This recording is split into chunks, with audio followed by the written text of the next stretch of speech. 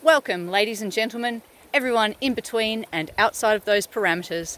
Hello, my name is Simbunji and welcome to my channel. Today I'm bringing you my results from noodling through $100 worth of Australian decimal 5-cent coins.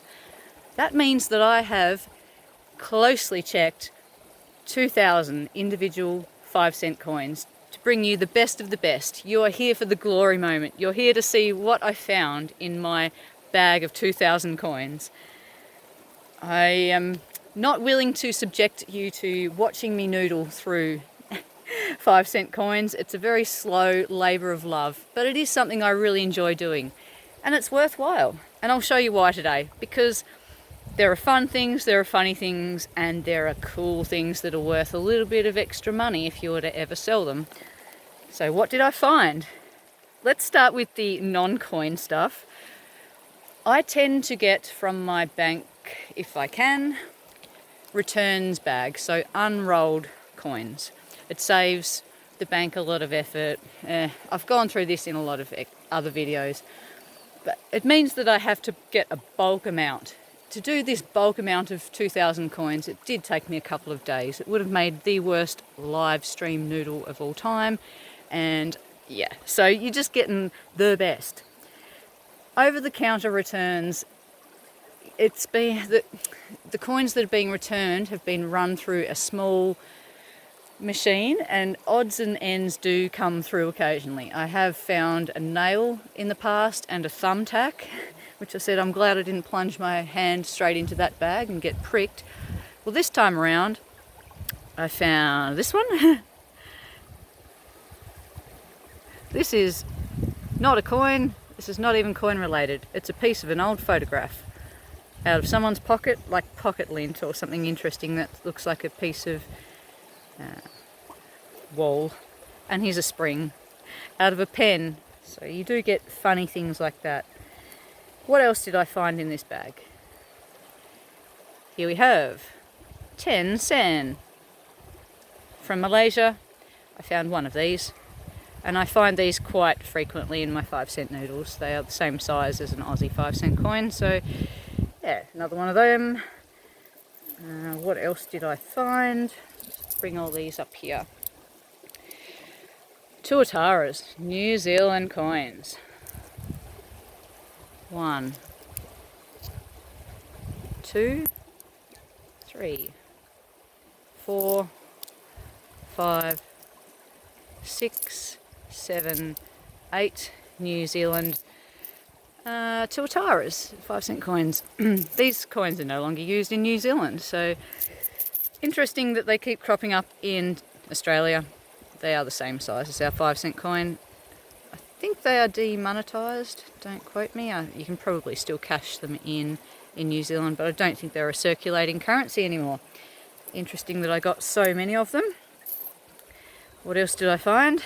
Right, these are, I'm not glorifying coin vandalism, but I find these on every 5-cent noodle I do, and I never throw them back. I keep them because I figure I don't want to keep noodling through the same ones that I've already found. Right, these are echidnas where someone with a lot of free time keeps drilling out the eyes. I've lost count of how many I've got. I've got a jar full.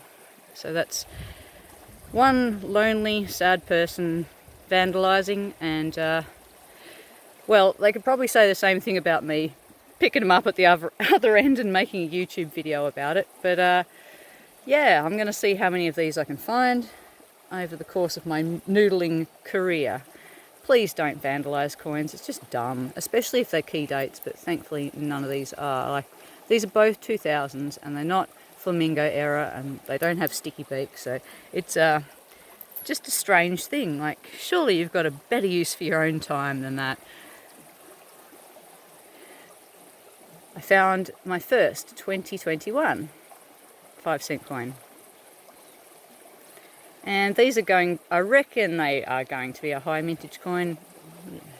Yeah, the last few years 5-cent coins have been fairly high mintage, and I can't see any obvious errors on this coin. It's just a 2021 in new condition I thought I'd keep just for the sake of the video. And I also kept this one just for the purpose of showing you. This is obvious post-mint damage. The background is obviously far more interesting than the coin. Whenever I'm looking at coins and I think, oh wow, that looks like it could be the best error I've ever found, I always ask myself, could I have done that myself? Could I have created that supposed error in the shed? And look, this is a definite shed error, definite something. It's been wedged in, but I just wanted to show you that that made it through the machine. It's not particularly round, but it made it through. Right, onto the good stuff. I did manage to find one 1972 5-cent coin, which is great. These are a low mintage coin and quite collectible. Yay, finally into the good stuff. The mintage on the 1972 5-cent coin is around 8.3 million, and they've been in circulation for quite a while. So just to find one is, yeah, it's it takes a bit of looking. I find probably one 1972 for every $100 that I noodle. So that's a bit of proof of that. Last couple of noodles I did, yeah, went against the trend though. I didn't find any 1972, so that's been the first one in a little while. So that's a good one. That's definitely a keeper. Then I found this one. If I can get the focus back in, somewhere there, we can all see what I've found here. It is a 2016 decimal currency changeover obverse design 5-cent coin. And it's not the alien error. If I tip it back and forward, no, I wish I could find an alien. Anyway, doesn't matter because this coin is extremely low mintage anyway. Mintage on these ones was about 4.8 million, so still a keeper and not bad grade. So not going to complain. The last two coins I have to show you are awesome, and I'd love it if people could pick a favourite out of the two, because these are the two highlights from my noodle.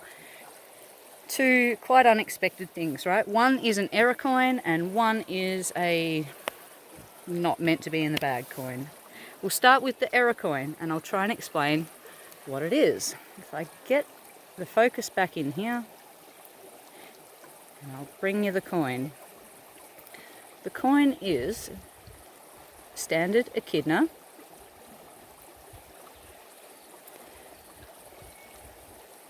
but have a look at the detail on the pressing and the minting. Especially up on the top right hand, you can see rippling and squashing, and it's just not quite. The image is very weak all over. Initially I thought it may have been struck through oil or water, maybe.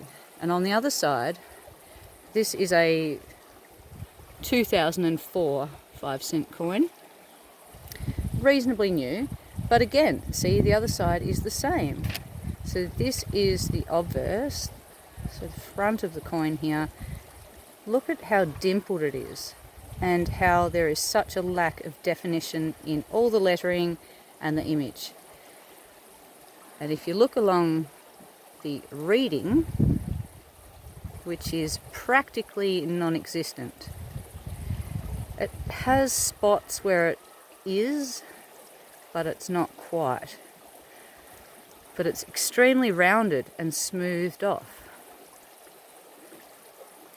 And I have looked at it extremely closely under magnification, and in the end I weighed the coin.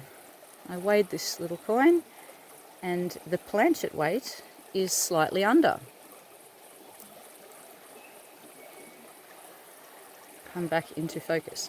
The planchet weight for this coin is slightly under what a 5-cent coin should be. Now my